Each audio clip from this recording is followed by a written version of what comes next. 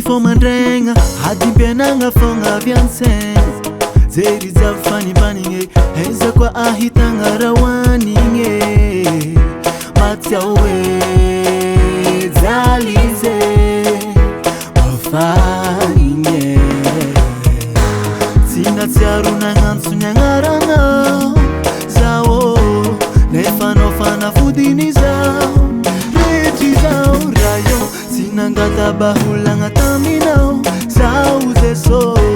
sina tukini fahifanga nananganao rayo anauni yaikwe rayo owandrandrai kenawe hama hanyula kwe hanga patapakani fatura kwe rayo anauni yaikwe rayo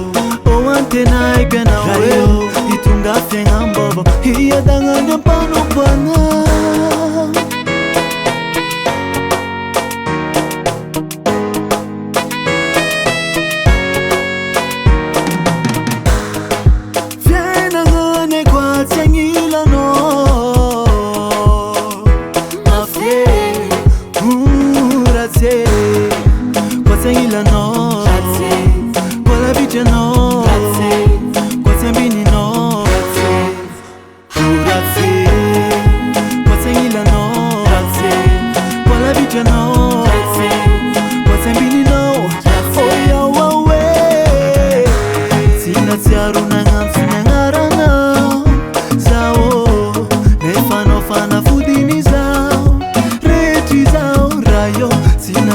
bahulanga taminao sauze so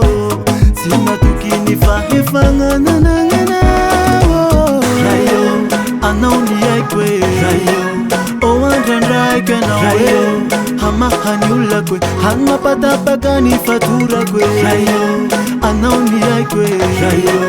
owantenai kenawe itunga fenga mbobo hiya danganya pano bwana rayo anauni yaikwe rayo owandrandrai kenawe hama hanyula kwe hanga patapakani fatura kwe rayo anauni yaikwe rayo owantenai kenawe itunga fenga mbobo hiya danganya pano bwana hiya danganya pano bwana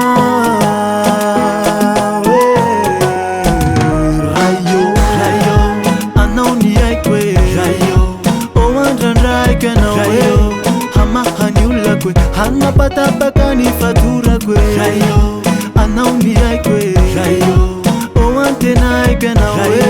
itunga fenga mbobo hiya danganya pano bwana